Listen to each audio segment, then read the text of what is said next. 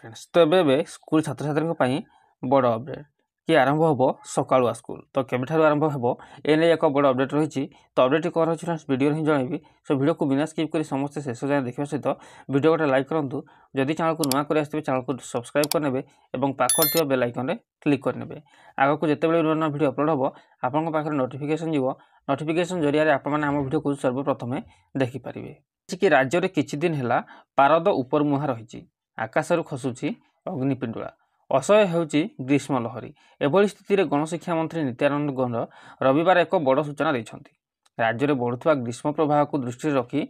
खूब शीघ्र सकालुआ स्कूल हम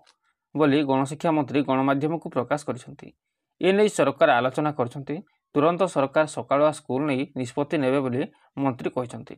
अन्य पक्षे आसंता 3 दिन पई राज्य में हिटवेव वार्निंग जारी करिछि पाणीपाग विभाग। सूचनायोग्य शनिवार पश्चिम ओडिशा रे प्रबल ताती अनुभूत होता 42.5 डिग्री सह बौद्ध सबुठु उत्तप्त सहर होता सेहीपरि संबलपुर 42.2 झारसुगुड़ा 41.8 डिग्री रही।